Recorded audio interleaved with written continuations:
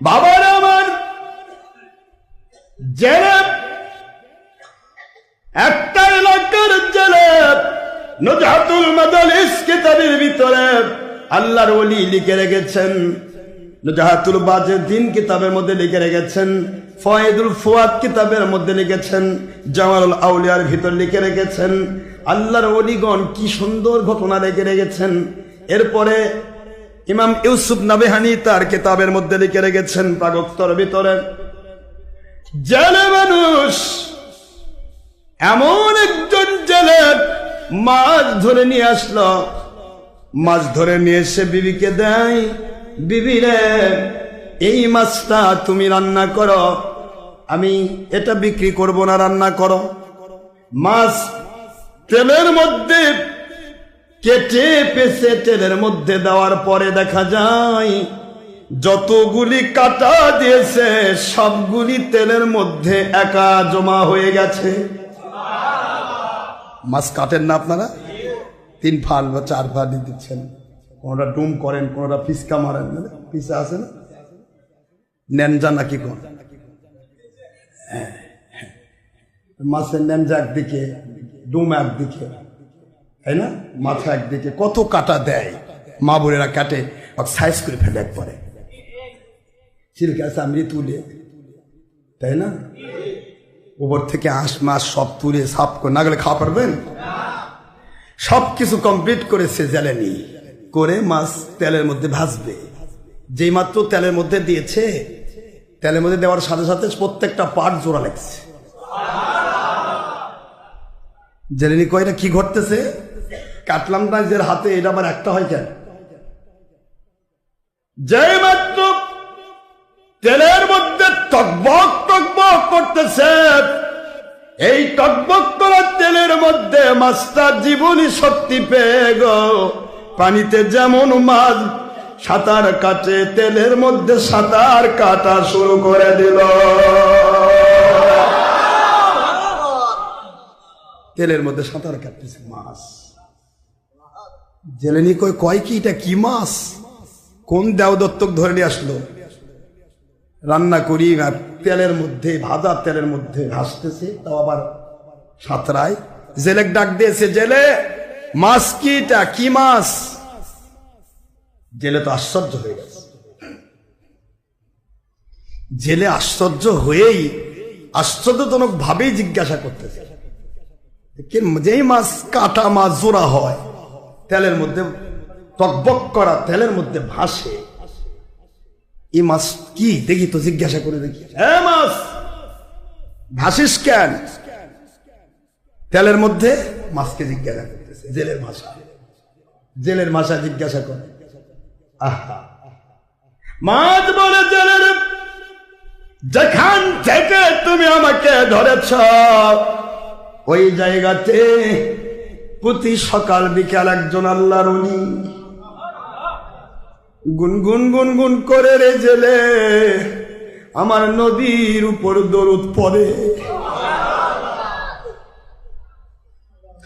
ওই আল্লাহর ওলির দরুদ বড় মজা লাগতো রে জেলে। দরুদ আমি শোনার পর আমি দৌড় দিয়ে আসি, নির্দিষ্ট টাইমে আমি আল্লাহর ওলির মুখের দরুদ সালাম পড়া শুরু করি। শুনতে শুনতে জেলে আমিও আমার আল্লাহর হাবিবের প্রতি দরুদ সালাম পড়া শুরু করেছি। দরুদ সালাম পড়তেছিলাম, এই অবস্থায় তুমি আমাকে ধরেছ, কিন্তু আমি তো দরুদ সালাম পড়তেছিলাম, তুমি তো বুঝতে পারো নাই। তোমার জেলেনি কাটলো, তখনও দরুদ সালাম পড়তেছিলাম, তুমি বুঝতে পারো নাই। জেলে মাছে যখন আমাকে কারায়ের ভিতর দিল, আমি আমার নবীর উপর দরুদ সালাম পড়ছি, আমার আল্লাহর দয়া দিয়ে নবীর দরুদের বিনিময়ে আমাকে জীবনী শক্তি দিয়েছে।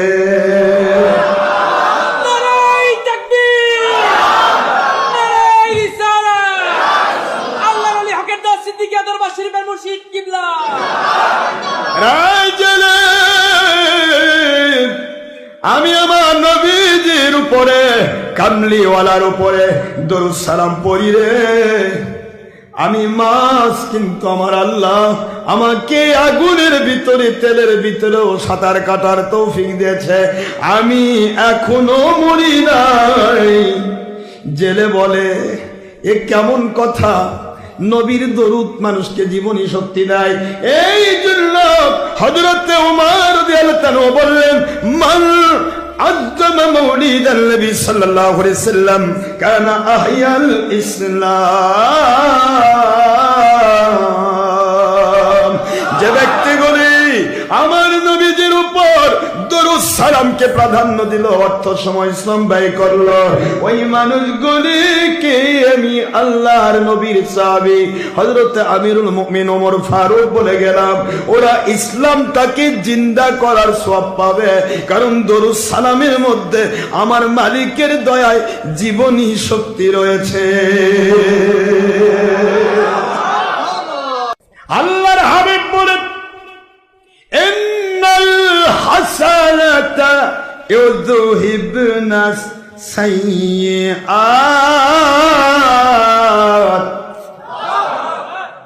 তোমরা নেকি গুনাহ হয়ে গেছে, এই মুহূর্তে তওবা করো আর নেক আমল বাড়ায় দাও। দিনে 10টি গুনাহ হয়েছে, 20টা নেক আমল করো, ওই নেক আমলগুলি তোমার গুনাহগুলিকে খেয়ে ফেলবে। সুবহানাল্লাহ বলেন জুড়ে। গুনার মধ্যেই ডুবে থাকবেন এমন এক সিস্টেম দেওয়া হলো। নেটের মধ্যে যে মানুষগুলি থাকে এদের ফিরার মতো সুবুদ্ধি থাকে না, নামাজেরও টাইম নাই। ঢুকছে তো ঢুকছে, 12 ঘন্টা চলে যাচ্ছে, চার্জ চলে যায়, তাও আর চার্জ দিয়ে থই, ঢুকে দিয়ে থই, থাক চার্জ তোকে দেখতে। আল্লাহ কয়, তোর চোখের মধ্যে আমি যে লেন্স পাওয়ার দিয়েছি, এই লেন্স পাওয়ার আলো সহ্য করার ক্ষমতার কিছু লিমিট পাওয়ার আছে।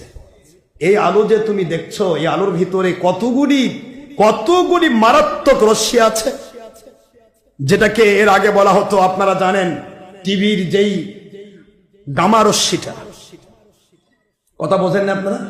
গামা রশ্মি যেটা রঙিন যখন হয়, সাতটা কালার যখন একত্রিত হয়, তখন এর ভিতর থেকে একটা গামা রশ্মি নামক একটা খারাপ রশ্মি বের হয়। এই রশ্মিটা লেন্সকে ধ্বংস করে, মানুষের চোখের ভিতরে গ্লোকোমা তৈরি করে দেয়। চোখগুলি নষ্ট হয়ে যাওয়ার পরে তো একটা মানুষের ছানি পড়ার পর সেটা কাটলেও ভালো হয়, কিন্তু গ্লোকোমা যখন হবে তখন ছানি কাটলেও ভালো হবে না, পাওয়ার লেস করে ফেলা হয়। আমার আল্লাহ কয়, তোকে আমি 2টা চোখ দিছি, একটা যদি নষ্ট হয় আরেকটা দিয়ে তো তুই 2টা দিয়েই দেখতেছিস, তো 2টাই তো একসাথে নষ্ট হবে। জুলুম করে আর কতদিন চলে? তুমি যেই পরিমাণ ফেসবুকে ইউটিউবে সময় দিয়েছো, তার সাথে ডবল সময় কোরআনের মধ্যে দাও।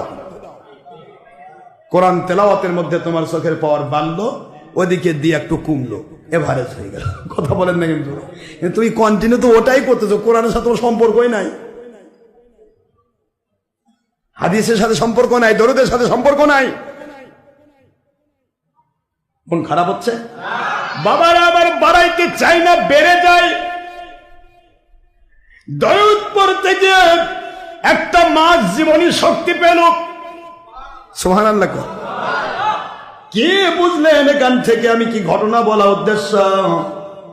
ঘটনা বলা উদ্দেশ্য নয়। এই ঘটনা থেকে বুঝতে হবে, একটা মাস একজন আল্লাহর ওয়ালির সোহবত পেয়ে, দরুদ সালাম দিয়া জীবনী শক্তি পেয়ে মাস হিসেবে আল্লাহ পাক কুদরত দেখালেন। কোরআনের ভিতরেও ভাসে, এক খাবে কেমনে? সুবহানাল্লাহ। কোন আল্লাহ বুঝাইল, রে দুনিয়ার মানুষ, আমার নবী প্রেমে যে ফানা হয়ে যায়, দরুদ সালাম পড়ে, ওই মাছটিকে তেলে যেমন ভাজা গেল না, দরুদ সালাম পড়া মানুষ জাহান্নামেও জ্বলবে না। এই জন্য হযরত আলী বললেন, লা ইয়াখরুজু মিনাদ দুনিয়া ইল্লা বিল ঈমান ওয়া ইয়াদখুলুল জান্নাতা বিগাইরি হিসাব। আমার নবীর মিলাদের পক্ষের মানুষ কোনদিন বেঈমান হয়ে মরবে না, এরা কখনো জাহান্নামে ঢুকবে না, বিনা হিসাবে জান্নাতে ঢুকবে। সুবহানাল্লাহ বলেন। এখন এর বিরুদ্ধে ফতোয়া দেওয়ার জন্য মুন্সি না কয়, তাহলে শয়তান কেমনে লাভ হবে? শয়তান কান দেয়, কয় মুন্সি ভাই রে, তোর তো মানুষ মানে রে, তুই তো টিভির পর্দায় আসিস রে, তুই একটু কয়ে দিয়ে রে, আমার একটু লাভ হোক রে। এখন মুন্সি টিভি পর্দার থেকে ওই এখন এজেন্সি নিছে, মানুষ বলে দিচ্ছে এটা নাই সেটা নাই। আমি বারবার একটি কথা বলতেছি, যেখানে নবীজি বললেন কুল্লু মুসাওবিরুন ফিন্নার, ইচ্ছে করে যারা ছবি ভিডিও করে তারা জাহান্নামী। আপনারা ভুল করছেন, একদিন তওবা করবেন, আপনাদের আমি দোষ দিচ্ছি না। যে মুন্সিটা করতেছে এই কি ভুল করে করতেছে? ওই মনে করতেছে এটা লাগবে, এ যুগে চলবে। কেউ করছে এ যুগে একবার ফরজ, না করলে হবেই না। কথা বুঝতেছেন না কেন? আমার কথা কি বুঝে আসে? তাহলে কুল্লু মুসাওবিরুন ফিন্নার, আখেরি নবীর ভাষা ঠিক নাকি আমরা ঠিক? হুজুর বললেন ছবি আলারা জাহান্নামী, তাহলে ছবি আলা যে জাহান্নামী হয়, একটু চিন্তা করেন, মাথা কাটান, ভালো করে মাথা কাটান। কে কি করলো, কোন পথে আছেন আমার দেখার বিষয় না, আমার সত্য বলতে হবে। আপনি যা খুশি তাই করেন। ছবি ভিডিওওয়ালা জাহান্নামী, এটা হুজুর বলেছেন। আখেরি নবীর আমি উম্মত, আমি কোন কোম্পানিকে খুশি করে নবীকে নাকশ করে জাহান্নামে যেতে পারবো না। হুজুর বলেছেন, বুখারীর হাদিস, ছবি ভিডিওওয়ালা জাহান্নামী। তাহলে জাহান্নামের বাক্সর মধ্যে যে মুন্সি, ও নিজেই জাহান্নামী, আপনাকে কেন জান্নাতের পথ দেখাবে? আমি তো আগে আপনাকে বলেছি যে আল্লাহর হাবিব বলেন আম্মান তাখুযুনা দীনাকুম ইন্নাল ইসলামা দীনান। যখন ইসলাম কারো কাছ থেকে নিচ্ছ, তুমি আগে দেখো সে কি ইসলাম মানে কিনা। তাহলে আপনি কেন চিন্তা করলেন না? ছবি ভিডিও টিভির থেকে আপনি ফতোয়া নিচ্ছেন, টিভির থেকে এটা নিচ্ছেন, ফেসবুক ইউটিউবে গেল দেখে আপনার মুখে কি বসো, বিশাল বড় হুজুর। ইবলিসের চেয়ে বড় না। ইবলিসের ইউটিউবও লাগে না, ফেসবুকও লাগে না, সারা জগৎ দখল করে আছে। কথা বলছেন না কেন জোরে? ইবলিসের ভক্ত কত জানেন? কথা কয় না, আমার কথা বোঝেন নাই? ইবলিসের ভক্ত কত? পৃথিবীতে বর্তমান 650 মতো 700 কোটি মানুষ। এই 700 কোটি মানুষের মাত্র 200 কোটি মানুষ মুসলমান, বাকি কয় কোটি থাকলো? 500 কোটি নন মুসলিম। এরা সব হলো ইবলিসের ভক্ত। কার ভক্ত? ইবলিসের ভক্ত। এই 500 কোটি পুরাটা ইবলিস দখল করেছে, থাকলো 2 কোটি। এই 2 কোটির মধ্যে নবীজি বলেছেন কুল্লুহুম ফিন্নার ইল্লা মিল্লাতুন ওয়াহিদা, একটা ফেরকা জান্নাতি, 72 ফেরকা জাহান্নামী। এখন 72 ফেরকা ধর্মের লেভেলধারী কেউ ইবলিস দখল করছে। কে কে? একটা ফেরকা জান্নাতি। তাহলে ইবলিসের ভক্ত কত? এখন আপনি ভাবতেছেন বাপরে, এত ভক্ত, এত ভিউয়ার, এত সাবস্ক্রাইবার, কোটি কোটি মানুষ। কোটি কোটি মানুষ হলে হবে না, কোটি কোটি মানুষ কি আল্লাহওয়ালা কিনা দেখতে হবে। হারামের ভিতরে কখনো হালাল পাওয়া যাবে আব্বা? আপনি 100 মণ দুধ ছেড়ে দেন, ওই দুধের মধ্যে খেয়াল করেন 100 মণ দুধের একটা ভাণ্ড, তার মধ্যে 100 পরিমাণ একটু পায়খানা ঢালে দিলেন, হ্যাঁ, আদা সরাকে একটু পেশাব দিলেন, দুধ তো বাড়াবেই না, আগে নষ্ট। ওটা নষ্ট হওয়া লাগবে, এমনি নষ্ট হয়ে যাবে। আপনি যত কিছুই করেন মনে রাখবেন, একটি কথা মনে রাখেন, পেশাব আর পায়খানার ভিতরে রসগোল্লা, এশিয়ার রসগোল্লা প্যাকেট ফেলে দিয়ে এই পেশাব থেকে তুলে রসগোল্লা খাওয়া যত মজা, তার চাইতে বেশি মজা হলো টিভির থেকে ইসলাম নেওয়া।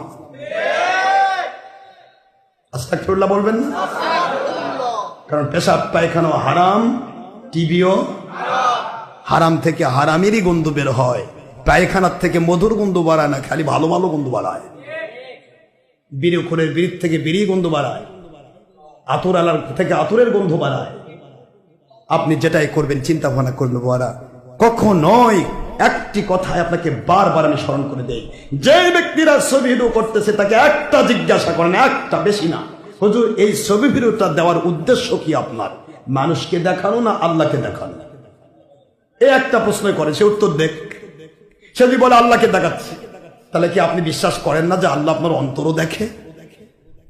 আল্লাহু আলিমুম বিদাতিস সুদূর। আল্লাহ পাক বান্দার অন্তরের খবরও জানেন, কোনটা আসল, কোনটা নকল, কোনটা ধীরে, কোনটা জোরে, কোনটা গোপন, কোনটা প্রকাশ্য, সব আল্লাহ দেখেন এবং শোনেন। তারপরে আপনি টিভি ছবি দেখাচ্ছেন, আল্লাহকে কি মনে করছেন আল্লাহ বোধহয় কিছু দেখে না? প্রমাণ হয়ে যাবে সে দেখাচ্ছে মানুষকে। কাকে? কাকে? এক মানুষ দেখানো আমল মানে তো শিরক। তুই মানুষ দেখানো আমল করছে, এটা তো শিরক। মানুষকে ওয়াজ শোনানো কি শিরক? ওয়াজ শোনাতে আল্লাহ বলেছেন, কোরআন শোনাতে আল্লাহ বলেছেন, দেখাতে তো বলেন নাই। কথা বলেন না কেন? এমনিতে আমি ওয়াজ করতেছি, আপনারা কোটি কোটি মানুষ দেখতে পারেন, হাজার হাজার লাখ লাখ মানুষ দেখতে পারেন, এটা তো দেখতে হবে, সামনে আসেন দেখবে, এটা তো আল্লাহ প্রদত্ত নিয়ামত।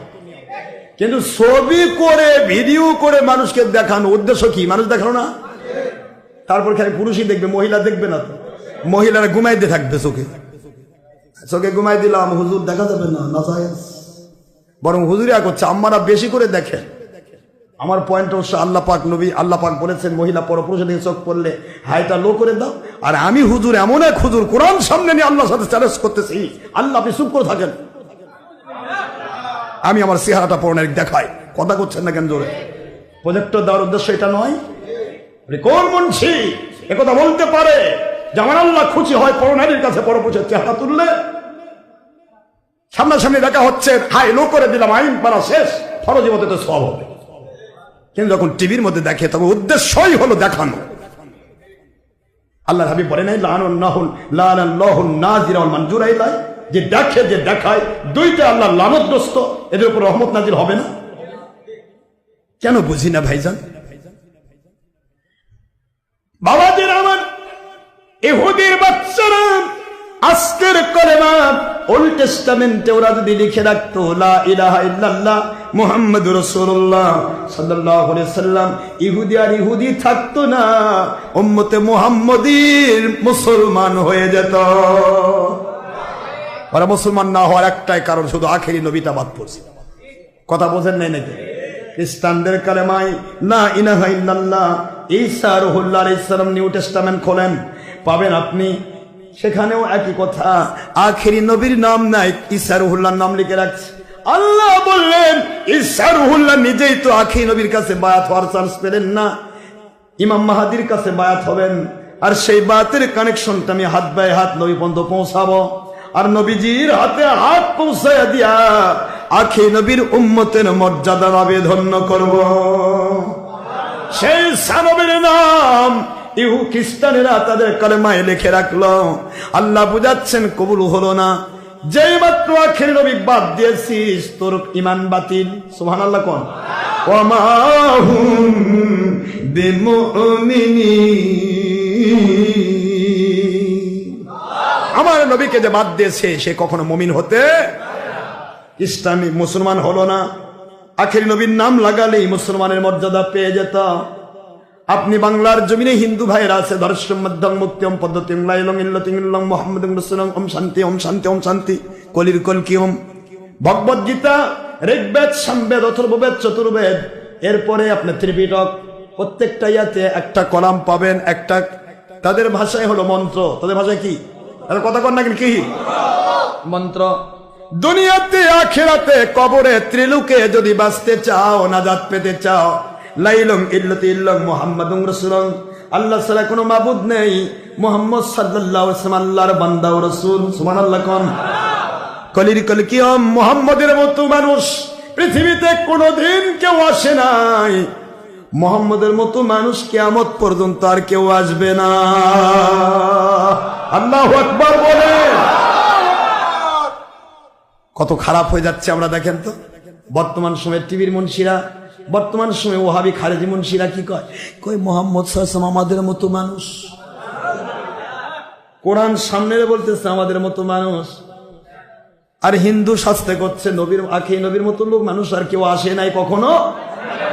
এটা হিন্দু তো ভালো, তার সেই ভালো নাকি? হিন্দু তো খারাপ, আর সে হিন্দু ভালো। এটা নম্বর মুন্সি, হিন্দুর আকীদা সেও খারাপ। ইহুদির কালমাত তাও মুসা নবীর নাম আছে, এত মোহাম্মদের নাম নাই, মুসারও নাম। মুসা নবীর নাম থাকলে তাও ইহুদি কইতাম, এরা ইহুদি সেও খারাপ। কথা কথা দেখেন, খ্রিস্টানের কালেমায় ঈসা রুহুল্লাহর নাম আছে, ঈসা রুহুল্লাহর নাম বাদ দিয়ে আখেরি নবীর নাম দিলে মুসলমান হতো, আখেরি নবীর নাম দেয়নি আর খ্রিস্টান হয়েছে। তো এদের নামে যদি খ্রিস্টান ইহুদি ঈসা নবীর নাম থাকতো তাও তো বলতাম খ্রিস্টান, কিন্তু ঈসা নবীরও নাম নাই, মুসা নবীরও নাম নাই, আখেরি নবীর নাম তো নাই, লা ইলাহা ইল্লাল্লাহ আর নাই। তাহলে এটার চাইতে খ্রিস্টান ভালো, এটা খ্রিস্টানের চেয়েও খারাপ। ঠিক আছে না? কথা করছেন না? এই জন্য বগল তলায় যে 2 নম্বর মাবুদ নে ঘোরে, তাই আজকে এই ওহাবির বাচ্চারা টিভির পর্দায় বোঝাচ্ছে কই লা ইলাহা ইল্লাল্লাহ মানে আল্লাহ ছাড়া কোনো সত্য মাবুদ নাই। তার মানে আল্লাহ ছাড়া মিথ্যা মাবুদ মেলা আছে, আমরা বগলের তলে ধুইছি। থাক, আল্লাহ ছাড়া কোনো মাবুদ নেই, ইবাদত করার মতো কোনো ব্যক্তি নেই, কোনো সত্তা নেই, একমাত্র কেবলমাত্র আমার মালিকই একমাত্র মালিক।